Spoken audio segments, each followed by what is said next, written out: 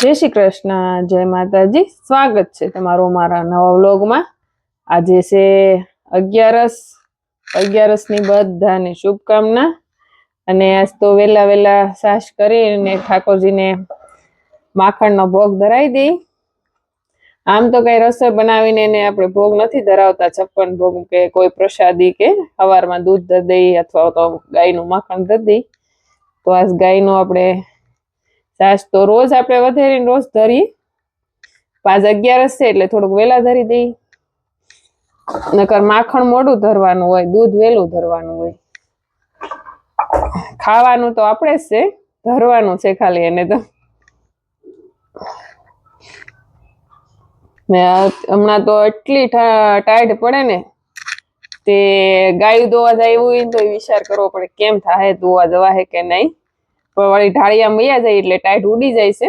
બાકી ઘરમાં તો આપણે પથારીમાંથી એમ થાય જ નહીં કે જાય આપણે ગાય દોવા કે ઊભા થાય. પણ વળી પાછા ફરી ગાયનું કામ કરવા મળી ને સાસનું કામ કરવા મળી ને એમાં આ ટાઈટની સાસ ફેરવી એટલે પાણી નાખીને થોડું ગરમ પાણીનો ઉપયોગ નાખવું પડે, નકર તો માખણ વાળવું ભારે પડી જાય.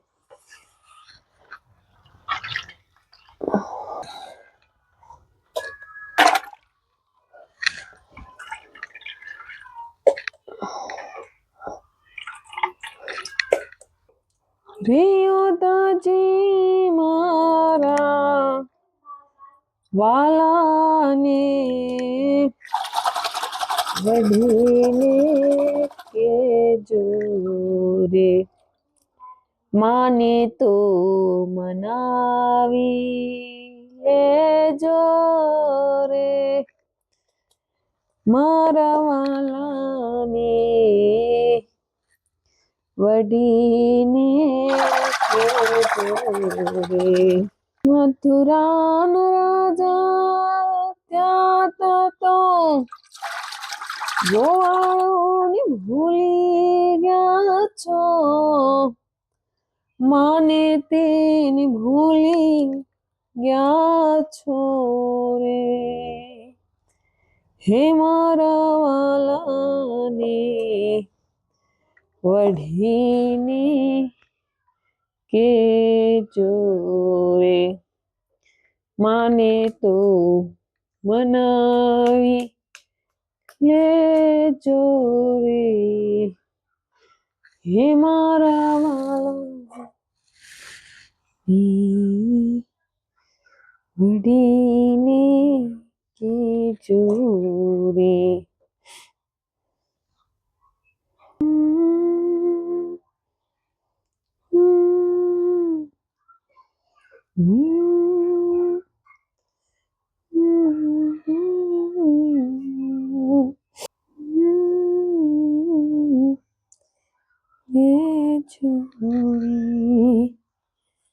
મારા વાલા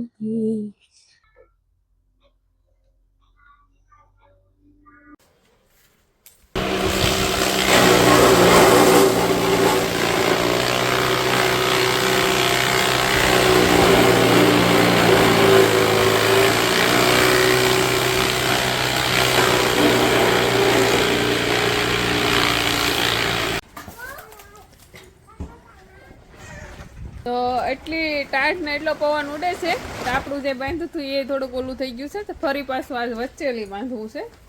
અહીંથી આમ બાંધીને આમ ટાઈટ કરી દેવું, કારણ કે પવન જ એટલો આવે છે. બાકી ટાઈટ તો નથી લાગતી, તોય છતાં બધી ગાયોને એક એક માથે ઓઢાડી દઈ છે. અને ઉમાને મોડે સુધી રાખી, ગાયોને વહેલા દોતી વખતે લઈ લઈ. ઉમા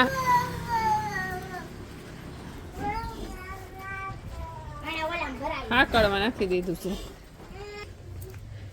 બધા ગાયોને ઓઢાડવાના છે એને અહીંયા મૂકી દઈએ આમ તડકે, તો આખો દિવસ તડકે તપી જાય. અને આ જેનિશાબેન ઘરે છે, મેન કારણ જેનિશાબેન બતાવો, બતાવી દે, બતાય.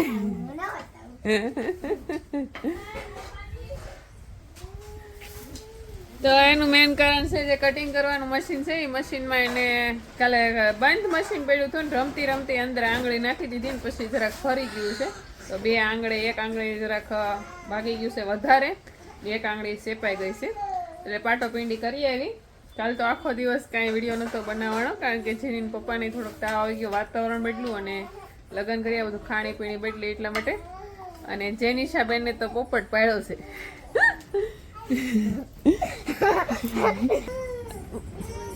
ને પૂર્વા જો કેટલી ગૌરાવે છે. શું છે હે? શું છે હે? જો હે જો ગાડી આવી છે.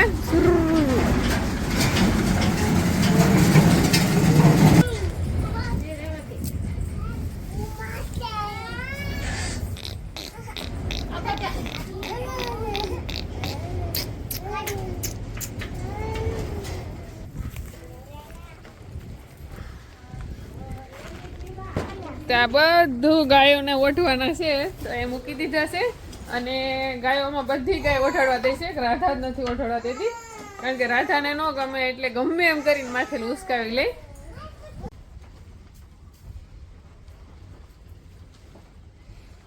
બપોરનું ટાણું થવા આવી ગયું છે અને મારે પણ ફરાળ બનાવવું છે. 11 છે અને રસોઈ પણ બનાવવાની છે. ને જેનીને પપ્પાને સારું છે અત્યારે તો, થોડુંક એનું કામ કરે છે હિસાબ કિતાબનું. અને જેની પણ તમે પૂર્વા બાજુમાં રમવા ગઈ છે અને બધી એક લાઈનમાં બેસી ગઈ છે. બધી બેઠી હોય ને ગાય ત્યારે એટલું મન થાય કે હવે હું પણ એની હારે બેસી જાઉં, કારણ કે શિયાળાની જેમ તડકો થવાનો ટાણું થાય એમ ગાયોને વધારે બેસવું ગમે. તો બધી મસ્ત બેસી ગઈ છે. અને ઓલી કંઈક ભજનની કડી છે ને, જો કે આપણે સત્સંગમાં કે સ્વાધ્યાયમાં હજી જાતા નથી ક્યારેય, કારણ કે ઘણું એમ થાય કે ક્યારેક જાય પણ આમાંથી ટાઈમ ન મળે. એટલે એમ થાય કે આપણે જઈ ન એકી ગાય ન એકી, પણ જ્યારે ગાયું બધી બેઠી હોય અને મને ઘણી વાર હું વિડીયામાં ઓછા ભજન કીર્તન ગાઉં, મારો અવાજ પણ એટલો બધો ઓલો છે નહીં સારો, પણ હું મારી હાથે મને બહુ જ તે મન થાય કામ કરતાં કરતાં ગાવાનું ઘણી વાર શરૂ હોય. તો ઓલો ભજનની કડી છે કે મારું મનડું છે ગોકુળ વનરાવન, મારું મોહી લીધું મન. તો ક્યારે તો વનરાવનનો ઠાકોરજીએ બધાનું મન મોહી લીધું છે, પણ જ્યારે આવી ઢાળિયામાં બધી ગાયો બેઠી હોય ને હું બેહું ને ત્યારે મને એવું જ લાગે કે મારું મન મોહી લીધું. એમ થાય કે આપણે આની આગળ જ રહી, ક્યાંય જવું નથી એવું ગમે. એમાંય બધી શાંત થઈને બેઠી હોય, ઓગાળતી હોય, આંખું વિસેલી હોય, તો અહીંયા આપણને અંદર એને તો શાંતિ મળે જ, પણ આપણને અંદરથી કંઈક અલગ જ શાંતિ મળે. ને એમ લાગે કે મેં આજે 11 રહીશું તો એનો મેં સત્સંગ પણ કરી લીધો. જો કે બધા 11 કરતા હોય તો ઠાકોરજીનો પાઠ કરતા હોય અથવા તો સત્સંગ રાખતા હોય, તો હું સત્સંગમાં તો નથી જઈ શકતી, પણ મારે ગાયો હારે બેહું ત્યારે મને એમ થાય છે કે મેં સત્સંગ કરી લીધો, એવું મારા મનની અંદર શાંતિ મળે. બધી બેઠી છે જુઓ, બહાર હોનું તડકે બાંધેલ છે એ પણ બેઠી છે.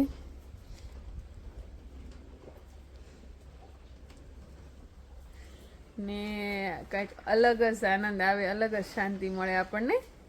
કારણ કે અત્યાર સુધી પૂર્વા ધડપડાટી બોલાવતી હતી, જેની બોલાવતી, એ પણ પૂર્વા પણ શાંત પડી ગઈ અને ગાયું પણ મસ્ત બધી બેસી ગઈ છે. એમાં લક્ષ્મી જુઓ, મારી લક્ષ્મીને તો ખોળામાં જ માથું રાખવું ગમે. કા લક્ષ્મી બહુ ગમે ખોળામાં હે?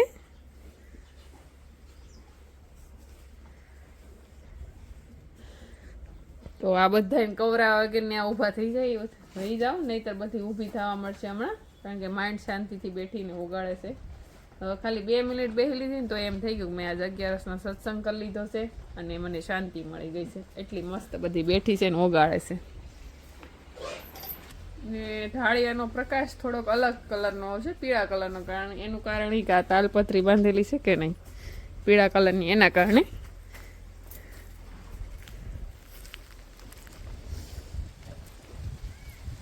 હોનું પણ મસ્ત બેસી ગઈ છે તડકે. શેવડીનું કટિંગ પણ થઈ ગયું છે, એટલી બપોરે થઈ રહે. તાજે તાજી રાખી એટલે રસ સુકાય નહીં. તો એટલું શેવડીનું કટિંગ કરી નાખ્યું, કારણ કે એટલી શેવડી એક તગારું નીસું એટલે બપોરે થઈ રહે.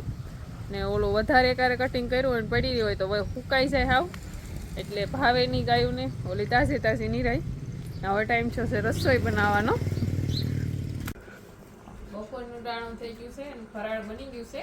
તો ફરાળમાં હુકી ભાજી, થોડું જમરૂખ અને ખજૂર અને ખીનું ઘી. ખીનું ઘી એટલે કે આવું જામેલું ઘી હોય અને અરે ખજૂર હોય તો એ મને બહુ ભાવે. ને આમ પણ આ ઘી અને ખજૂર બધાયને ભાવતો હોય. કોને ભાવતો હોય કમેન્ટ કરી દેજો. ઘીનું ઘી અને ખજૂર. અને જેની એને બધા ઓળો રોટલો ને ખાઈ લીધું છે. હું બાકી છું ફરાળમાં, તો હું બેસી ગઈ છું. બાકી પૂરવાર તો હોઈ ગઈ છે. પાહો કે આવડે પૂરવા પાણી પીતા આવડે નહીં આવડે પાહો કે તો કોને પાવું હોનું પાણી પીધું હોનું એ પાણી પીધું બેટા તો કોને પાવું હે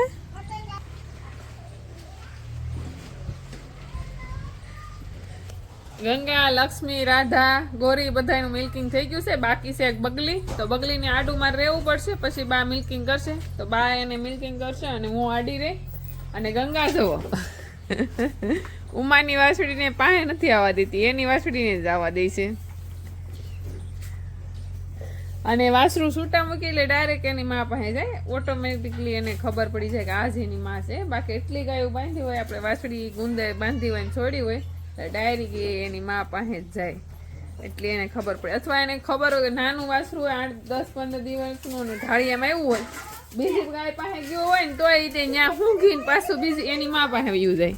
કા ગાય એ શું છે વાસરું ને તાકાત કે ઈ જો હજી 10-15 દિવસનું હોય ને આપણે છૂટું મૂક્યું હોય, બીજી ગાય પાસે એને કદાચ જવાય જાય તો પછી ઊંઘીને બીજા મેં એક ગૌશાળામાં ગયેલું હો ગાયું હોય ને તેના વાસણું છૂટું મૂકે ને તો એની માને જ ગોતી લે ગમે નથી. બોલો એટલી એનામાં એને શક્તિ હોય એમ એની માને ગોતવાની. અને ગમે એ માં હોય ને એ માં જ હોય. આપણું બાળક હોય ને તો એ તે તો ગમે ના હોય ને તો એની માં પાસે જ જાય, બીજા પાસે ન જાય. એટલે એનામાં તાકાત તો હોય જ ને.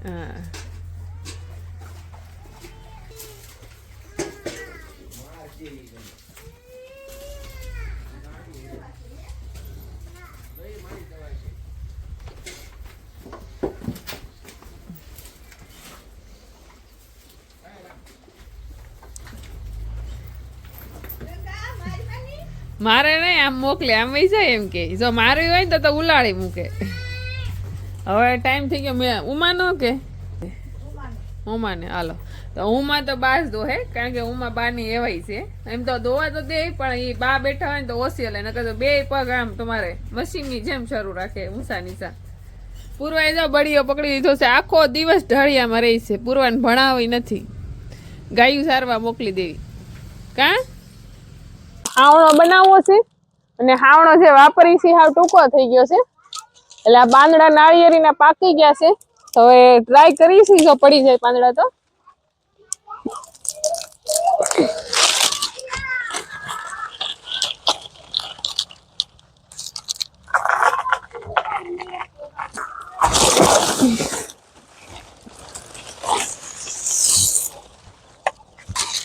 તાવ વાળા જો હાજા થઈ ગયા છે.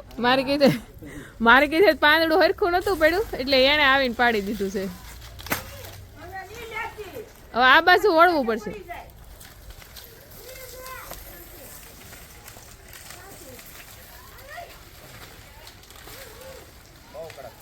હા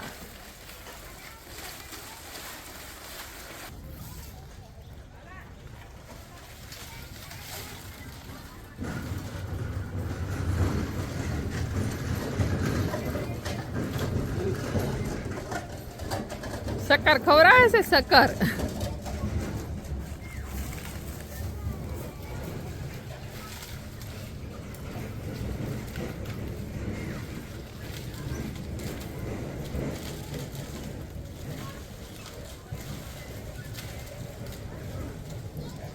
એક જરીખા છે પણ ખરતું નથી. બોલો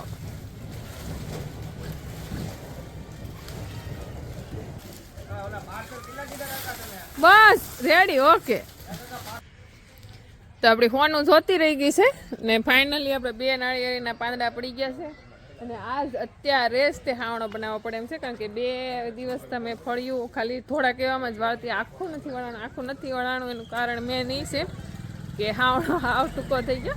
અને બજારે તો ઘણા હાવણા મળે, મોવામાં અને ગામમાં પણ મળે છે.